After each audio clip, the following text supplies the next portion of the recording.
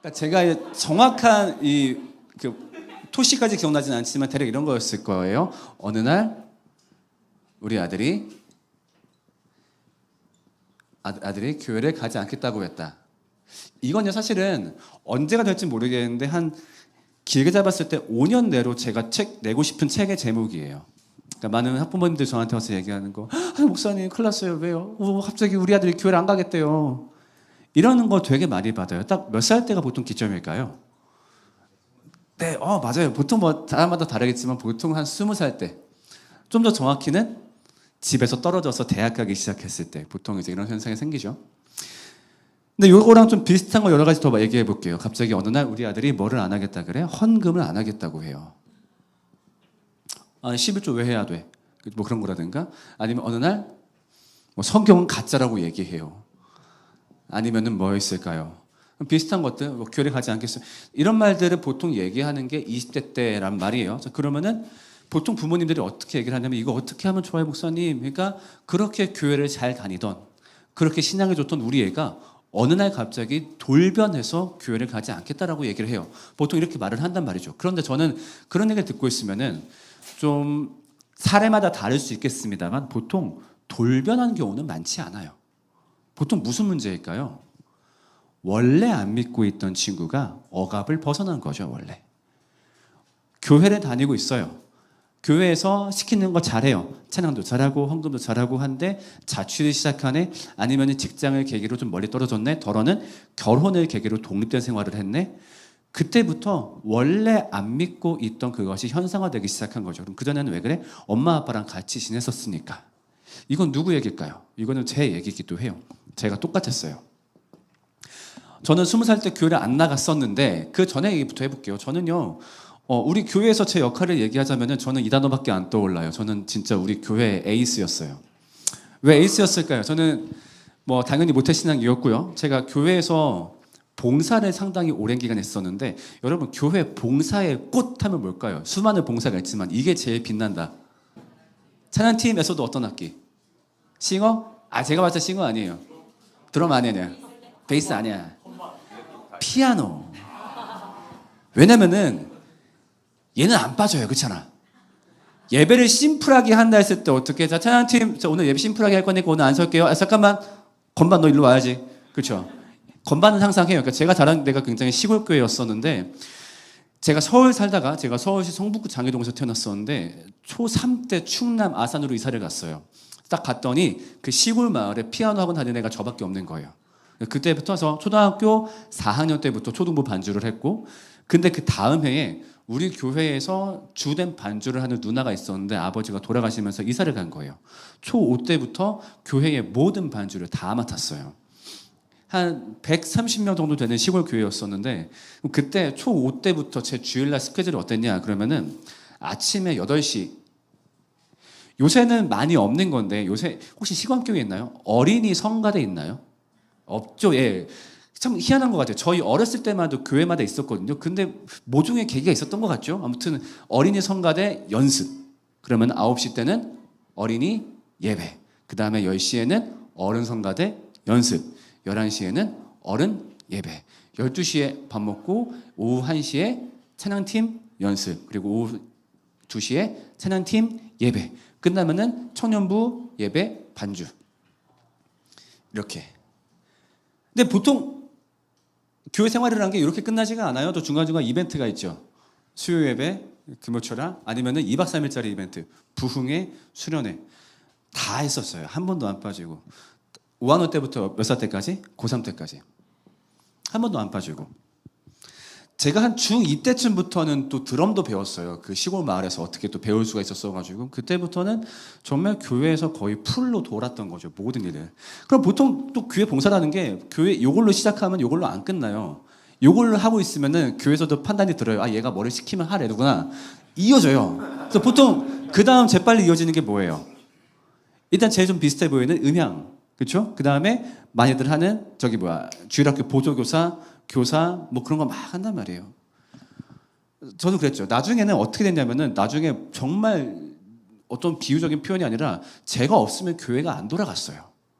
이걸 제가 제일 느꼈을 때가 언제였냐면은 그 교회가 시공학교도 그런지 모르겠습니다만 1년 중에 제일 바쁜 하루를 골라보라면 언제예요?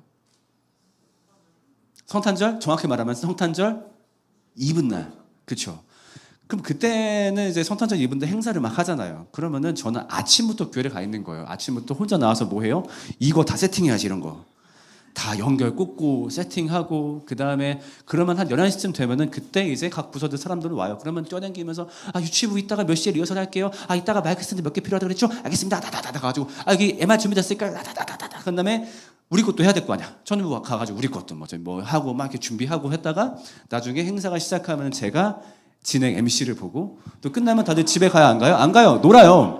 놀라면 누구 필요해? 레크레이션 강사 필요해. 누가 해요? 내가 하죠. 지금은 돈 받고 하는 일을 그때는 왜 돈을 안 받고 했을까요? 저는 에이스였어요 진짜로. 그리고 20살이 딱 되었을 때 저는 교회를 안 나갔어요. 근데 이때는 제가 어떤 불만을 저 스스로도 갖고 있다가 으악 터져 그런 케이스가 아니었고요. 이땐 저도 놀랐어요.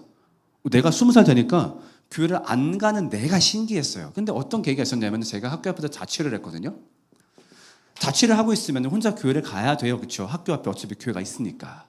근데 어느 날 너무 안타깝게 알람을 못 들었어. 실수로. 진짜 실수로 못 들었어. 예배가 11시인데 11시 20분에 깬 거예요. 죄책감에 시달리는 거죠. 진짜 주님 너무 죄송합니다. 다음 주에 가겠습니다. 다음 주 아침에 실수로 못 들었어. 실수로 11시 30분. 진짜 너무 죄송합니다. 그 다음 주에 정말로 실수로 못 들었어. 11시 40분. 3주쯤 되니까 마음이 평온해요. 더 이상 힘들지가 않아요. 일요일날 맞이하는 번화가의 느낌이 이렇게 좋은지 몰랐어요. 내리쬐는 햇살과 그 여유로운 거리의 모습이 이렇게 좋은지 몰랐어요. 나중에 그냥 아예 누워있는 거죠. 그냥 이렇게. 일요일날 아침이 되었는데. 그러면은 한 오후 1시쯤에 엄마한테 전화가 와요. 엄마도 이제 뭐 안부 전화를 합시고 했지만 엄마도 한번 체크해 보는 거죠. 얘가 교회 갔나 안 갔나. 그럼 누워있다가 전화를 받아요. 그러면 목소리를 가다듬고 여보세요? 엄마 응 갔다 왔지. 여기 말씀 좋더라. 그래요. 알겠어요. 또 끊고 또 자는 거죠. 근데 그러면서 나도 놀랐던 것 같아요. 왜냐면요. 저는 제가 태어나서 뭐 이렇게 봉사했지만 그 전부터 태어나서 20살까지 살면서 내가 하나님을 믿고 있지 않다라는 생각은 단 한 번도 못했어요. 왜냐하면 저는 신앙이 좋은 친구고 교회 에이스였으니까요. 근데 내가 이런 상황이 되니까 교회를 안 간다? 사실 교회 안 가는 이유는 뻔하죠. 왜냐하면 여기 왔을 때 더 이상 부모님도 없어. 아는 사람도 없어. 누가 나한테 머리 식히지도 않아. 그러니까 내가 굳이 교회를 갈 이유를 모르겠는 거예요. 자, 근데 그럼 중요한 건 그거예요. 그런 상황이 바뀐 건 맞지만 하나님이 여전히 계신 건 맞아요. 하나님이 우리 동네라고 계시고 여기라고 낯서시고 그런 건 아니에요. 하나님이 똑같이 계신데 그런 상황이 바뀌었을 때 내가 교회를 안 나간다라고 하는 거는 어쩌면 내가 원래 하나님을 안 믿었던 게 아닐까? 이 생각을 20살 때 처음 한 거였어요. 20살 때. 왜냐면요. 조금 제가 다녔던 교회 탓을 좀 하고 싶어요. 자, 보통 일반적으로 교회에서 신앙이 좋다. 너 참 신앙이 좋구나 라고 했을 때 보통 어떤 걸 근거로 이걸 얘기를 하나요? 너 참 신앙이 좋구나. 보통 어떤 걸 얘기를 하죠? 일단은 출석 잘하고, 그렇죠? 예배 안 빠지고, 주일 예배 안 빠지고, 심지어 거기에 뭐 수요 예배, 무슨 예배 나오면은, 그 다음에 여기다 뭐? 봉사. 열심히 하고. 그 다음에 그런 대로 성격 활달하고. 우리는 그러면 이 사람을 보고 신앙이 좋다라고 평가를 해요. 그리고 내가 다녔던 교회도 마찬가지였어요. 저한테 신앙이 좋다라고 얘기했어요. 우리 교회에서 제가 지나다니고 있으면 엉덩이가 남아나진 않았어요. 권사님도 와가지고 막 차지사님 아들이 최고요. 목사님 아들보다 신앙생활 이걸 더 열심히 했으니까요. 그러니까 이 결론이 뭐였다? 신앙이 좋다. 그러니까 나도 이 말이 진짜인 줄 알았어요. 나도 내가 신앙이 좋은 줄 알았어요. 근데 여러분 잘 생각해 보자고요. 여기 세 가지 출석하고 봉사하고 대외적으로 활달하게 하는 거. 이거 정말로 꼭 신앙이 있어야지만 이런 일이 나올까요? 이런 일의 원동력이 신앙 아닌 다른 것이 원동력이 될 수도 있을까요?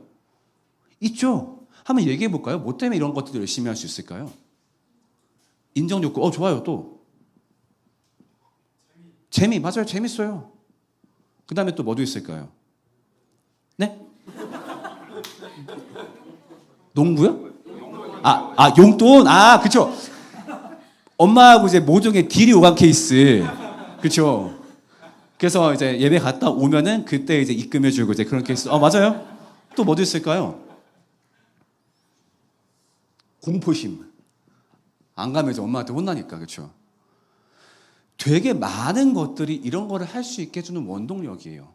근데 나도 떠올려 보니까 이런 것 때문에 교회를 다녔던 기억들은 많이 나요. 일단 첫 번째로 엄마 아빠가 가라고 하니까 여러분 생각해 보세요. 아침에 일요일 날 엄마 아빠가 나를 교회 가자 하고 깨우는데 거기다 대고 엄마 나 오늘부터 교회 안 갈 거예요. 상상만 해도 등골이 오싹하단 말이에요. 그렇죠?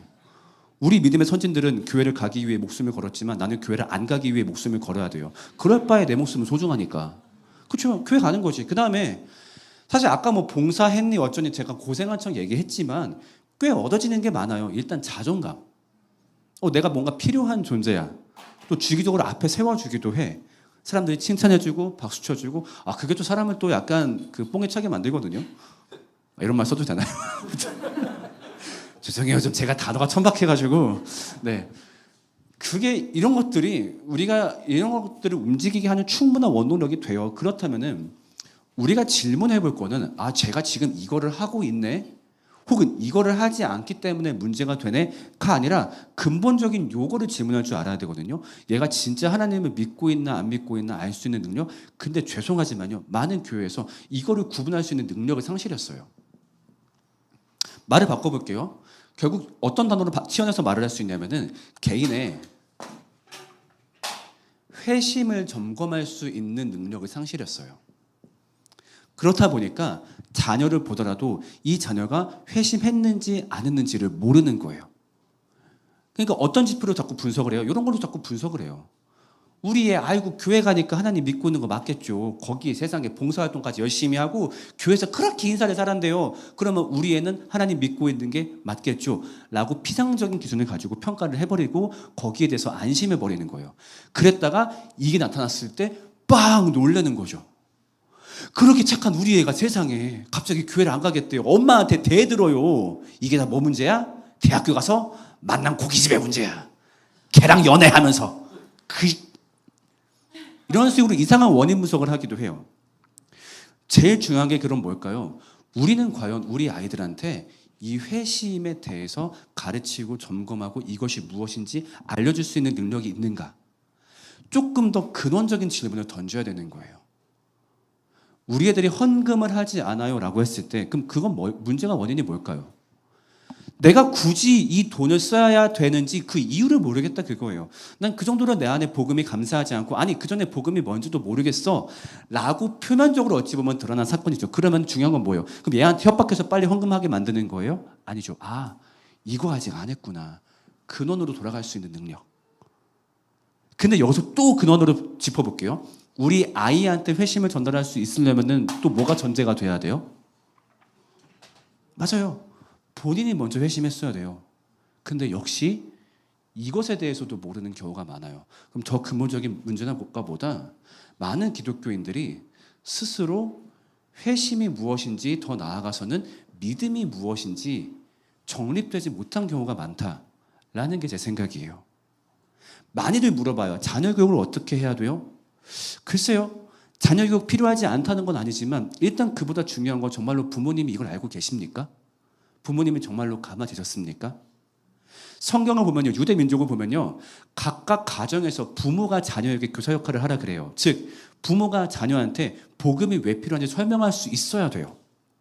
자, 우리 한국교회 많은 가정을 볼게요. 다시 한번 얘기하지만 시광교회 가르치는 게 아닙니다. 시광교회는 몰라요. 많은 가정에서 자녀를 앉혀놓고 왜 공부해야 되는지 설명할 수 있어요. 너 공부해야 돼 임마. 이러이러하고 저러저러 하잖아. 왜 성실하게 살아야 되는지 설명할 수 있어요. 그 다음에 왜 돈을 벌어야 되는지 설명할 수 있어요. 근데 왜 복음이 필요한지 설명하지 못하는 그리스도인들이 너무 많아요. 그냥 이 문제에 대해서 교회에 위탁해버리는 거죠. 교회에 주일학교에 시간 맞춰서 밀어넣고 문 닫고 알아서 잘해주시겠지. 아이의 학원도 아이의 학교도 그렇게 바라보고 계시니까 저도 묻고 싶어요. 정시에 맞춰서 학교 갔으니까 됐겠지. 정시에 학원 갔으니까 성적 신경 안 써도 되겠지. 성적표 뒤다보지도 않고 그러진 않으시는 분들이 교회의 어떤 회신 문제에 관해서는 교회라는 교육기관에 이름해놓고 아무런 신경도 쓰지 않아요. 그리고 집에서 이것과 관련된 그 어떤 대화도 하지 않아요. 라고 했을 때 그러면 과연 문제가 자녀였을까? 어쩌면 자녀의 문제로 죄송하지만 본인의 신앙 상태가 드러났다라고 저는 봐도 무방하다고 생각을 해요. 그래서 실제로 자녀를 어떻게 교육할까라고 했을 때는 사실 솔직히 말할게요. 저도 고민 중에 있어요. 저도 이것저것 시도하고 있는 와중에 있고 기껏해야 저희 애가 초2인데 임상 데이터가 안 나왔잖아요. 저도. 근데 사실 쟤를 데리고서 여러분 이렇게 아이를 키워야 됩니다 해놓고서 제가 만약에 20살 됐는데 나 교회 안 갈 거야. 그럼 저도 작살 나는 거죠. 그러니까 제가 오늘 와서 얘기하고 싶은 건 뭐냐면은 자녀에 대한 그리고 이따가 질문도 받을게요. 질문 다 받을 건데 자녀에 대한 것을 어떻게 얘기하기보다는 여러분 우리 안에 정말 믿음이 무엇인지 회심이 무엇인지 여기에 대한 올바른 데이터가 있습니까? 이게 바로 오늘 이야기의 핵심이에요. 그래서 오늘 같이 볼 말씀은 네, 이제 인트로 끝났어요. 제가 되게 좋아하는 장인데요. 요한복음 6장을 갖고 얘기할 거예요. 요한복음 6장. 여러분 요한복음 안 보셔도 돼요. 네, 앉아서 보셔도 돼요. 네. 요한복음 6장이 무슨 사건이 나와 있는 얘기일까요? 요한복음 6장. 혹시 알고 계세요? 바로 빵 나왔으면 놀랄 뻔했어요. 솔직히 저도 몰라요. 네. 몇 장 무슨 얘기입니까? 잘 몰라요. 6장은요. 되게 무서운 얘기가 있어요. 엄청나게 무서운. 오병이요. 무섭죠? 오병이요. 네. 여러분 솔직히 오병이요. 교회 생활, 신앙생활 쭉 하시면서 몇 살 때 오병이어 얘기 제일 많이 들으셨어요? 보통 그렇죠. 초등문화 유치부 때. 신기한 이야기. 사람들이 배고팠어요. 빵 5개, 물고기 2마리밖에 없대요. 예수님이 걱정하지 마, 갖고 와. 예수님이 위잉했어요. 무한 복사 버그가 터졌어요. 사람들이 다 먹고 12개가 남았어요. 예수님이 디버깅을 했어요. 이렇게 한단 말이에요. 그래서 그냥 보통 우리가 오병이를 어떻게 생각할 때가 많냐면은 그냥 성경에 나와 있는 신기한 기적 이야기 중 하나? 예수님이 만드는 많은 에피소드 중에 하나? 근데 이거 되게 유심하게 살펴볼 필요가 있는 게요. 오병이어가 복음서 4장에 다 나와요. 4권. 그렇죠. 4권. 근데 복음서 4권에 모두 등장한 이야기가 생각보다 그렇게 안 많아요. 예수님의 출생도 다 나와 있지 않고요. 그러니까 정말 굵직한 십자가 부활 말고 다 나온 사건이 많지가 않은데 솔직히 얘기해 봅시다. 얘가 그 정도 급에 있는 사건은 아니지 않아요? 그냥 뭐 좀 신기한 이야기? 이게 왜 4권 다 나오냐면요. 요한 복음 버전이 그래서 중요해요. 사람들마다 학자마다 다르게 추측하긴 하지만은 요한 같은 경우는 요한복음을 쓸 때 마태, 마가, 누가를 아마 봤을 거다라고 많이 좀 짐작을 하세요. 근데 어쨌든 요한 형도 봤더니 얘네가 다 썼어. 굳이 또 쓸 필요 없어. 근데 이분 입장에서는 얘네가 중요한 걸 빼먹었다. 그러니까 사람들이 나눠 먹고 예수님 짱. 그 뒤가 중요한데 그래서 굳이 이걸 한 번 더 적은 거예요. 그래서 요한복음 6장 버전을 보면요. 오병이어 사건 이후에 그러니까 진짜 엔딩이 나타나 있어요. 정말 마치 유료결제듯이 볼 수 있는 그 진짜 엔딩이 요한복음 6장에 나와 있는데 여러분 물어볼게요. 오병이어의 그 엔딩은요. 해피엔딩이었을까요? 새드엔딩이었을까요? 새드엔딩이었어요. 예수님이 분통 터져가지고 그 자리를 떠나버리셨어요. 근데 왜 분통 터지셨을까요? 그럴 분위기가 아니었어요. 좋았어요. 기적 성공했고 사람들이 받아먹고 저분은 하나님께서 오시기로 예언한 그 예언자이시다. 난리하고 사람들이 그분을 찬양했다라고 나와요. 찬양했대요. 찬양하고 경배했대요. 근데 예수님이 화가 났대요. 그리고 어떻게 하셨냐? 혼자 훅 가버리세요. 가버나움으로. 제자들도 그걸 몰랐어요. 그냥 혼자 죄송합니다. 혼자 그냥 가버리신 거예요. 그래가지고 사람들이 놀래가지고 쫓아간 거죠. 쫓아가가지고 예수님 왜 화가 나신 거예요? 아니 분위기 좋았잖아요. 지금 사람들이 당신을 경배하고 찬양하고 그러고 있어요. 거기서 그래 내가 너희들의 왕이다 한마디만 하면 되는데 왜 가신 거예요? 예수님이 뭐라 얘기했냐면 얘들아 내 말 잘 들어. 쟤네가 왜 나를 따라오는 것 같아? 내가 어떤 표징인지 알아서 내가 뭐를 상징하고 내가 어떤 말을 하고 싶어 하는지 알아서 아니야. 그냥 쟤네 빵 먹고 배가 부른 거야. 근데 내가 왜 쟤네랑 같이 있어야 돼? 이게 예수님의 말이었어요. 여러분 이게 시사하는 바가 굉장히 큽니다. 우리가 보통 알고 있는 예수님의 이미지 나오면은 다 반겨주고 사랑해주고 요새 그 유행하는 왜 인스타에 그 동글동글한 그림들 있잖아요. 예수님 팔다리 짧아가지고 이렇게 안아주시고 받아주시고. 근데 예수님이 뭐라 했다고요? 예수님이 떠났다고요. 싫어가지고. 야, 니네 나한테 관심 없잖아. 근데 내가 왜 거기서 같이 있어야 돼? 이게 예수님의 말이었어요. 제자들이 놀랍니다. 물어봐요. 그러면 저희가 무슨 일을 하여야 되겠습니까? 그럼 저희가 무슨 일을 할까요? 라고 얘기하니까 예수님이 여기서 말하는 게 더 기가 막혀요. 여기가 정말 핵심이에요. 저희가 무슨 일을 해야 될까요? 무슨 일을 할지 모르겠어. 내가 알려줄게. 얘들아, 제발 좀 부탁할게. 하나님이 보내신 일을 좀 믿어. 여러분, 하나님이 보내신 이가 누구예요? 예수님. 이거 더 쉬운 말로 바꿔보면 뭘까요? 뭐 할지 모르겠다고? 얘들아, 제발 부탁할게. 나 좀 믿어. 라고 말씀하신 거예요. 근데 이 말은 누구한테 했다고요? 예수님을 안 따라온 사람들? 아니요. 오병이어 사건 때 다 있었고 예수님을 쫓아온 사람들한테 예수님이 뭐라 했다고요? 나 좀 믿으라고. 이게 우리가 알고 있는 믿음관을 뒤집어 버리는 말인 거예요. 자, 이때 모인 사람들이 우리가 봤을 때 우리 입장에서는요, 아까 얘기했던 출석, 봉사, 어떤 대인관계 이 기준으로 한다면요, 여기 모였던 사람들은요 누구보다 뛰어난 신앙인들이에요. 한번 생각해 보자고요. 오병이어 때 있었대요. 그 뜨거운 중동 지방에서 배가 고플 때까지 야외에서 예수님 말을 들었대요. 몇 명이 모여서? 5,000명. 누구만 5,000명? 남자 어른만 5,000명. 간단하게 10,000명이서. 와, 지금도 10,000명 모여있으면 얼마나 복잡합니까? 그 막 땀나고 냄새나고, 그 제일 중요한 게 화장실을 어떻게 했을까요? 나도 모르겠어요. 그 바깥에서 한 나절 동안 그걸 다 버텼대요. 그러고서 예수님이 가니까 아이고 갔나 보다 집에 가자가 아니라 궁금하고 걱정돼서 따라 붙었대요. 그리고 그 현장에서는 어떻게 했었냐면 예수님을 경배했던 사람들이었어요. 저분은 왕으로 모시자 와 하고서 그 모든 것을 한 사람한테 예수님이 뭐라 했다고요? 얘들아 부탁할게 나 좀 믿어줘라고 얘기했어요. 그 말은 뭐예요? 죄송하지만요 그 모든 행위를 믿음으로 안 보신다는 거예요. 되게 급진적으로 들리는 말인 건 알겠어요. 근데 이걸 부정할 수가 없어요. 그거 믿음이라고 안 보신대요. 우리 한번 오늘날 교회로 한번 예를 들어볼게요. 오늘날 교회로. 어떤 교회에서 만약에 아침부터 막 예배가 있을 거 아니에요. 그래서 어떤 자매가 아침부터 그 모든 봉사에 다 참여를 한 거죠. 아침부터 주일학교 교사, 그 다음에 예배 때 성가대, 찬양팀, 청년부, 셀 모임, 카페 가고 볼링 가고 그래가지고 저녁만 9시 됐을 때 집으로 펑 떨어졌어요. 다음날 출근해야 돼. 아이고 씻지도 못하고 침대에 펑 누웠어요. 잤어. 근데 갑자기 눈을 떴는데 사랑하는 내 딸아 눈을 떴더니 누구야? 예수님이. 주님 무슨 일이세요? 내가 너한테 할 말이 있노라. 어떤 말씀? 혹시 번호 6개? 말씀하소서 주의 종이 듣겠나이다. 딱 각을 잡고 있는 거죠. 근데 예수님이 뭐라 그랬을까요? 부탁인데 나 좀 믿어라 라고 얘기한다면 그 자매가 어떤 마음이 들까요? 주님 무슨 말씀이세요? 내가 지금 아침부터 한 거 지금 모르시냐고요. 나 출근 시간보다 더 일찍 가서 퇴근 시간보다 더 늦게 왔다고. 우리 회사에서 나한테 이거 시키면 난 바로 사직서 쓰고 때려쳐버리고 나와요. 근데 이거를 내가 심지어 돈을 내가면서 이걸 다 했다고요. 그럼 내가 이걸 왜 했을 것 같아요? 당신을 믿으니까. 그러니까 직살나게 고생을 했는데 나보고 안 믿는다고요? 너무하지 않으세요? 라는 마음 들지 않았을까요? 이 말을 얘기했을 때. 얘들아 부탁할게. 제발 나 좀 믿어. 니네가 했던 그 모든 게 믿는 게 아니야.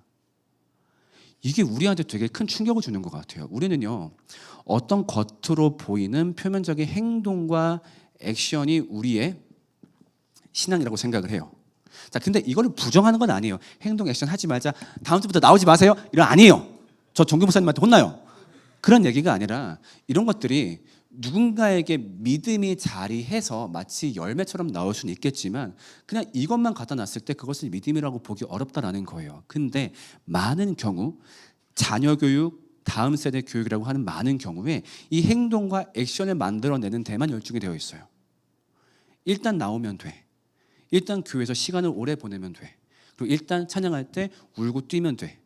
붙잡아 놓으려고 그래요. 그렇다 보니까 다음 세대의 많은 교육들이 어디에 초점 맞춰져 있냐면요. 제일 많이 붙잡는 게 미디어죠.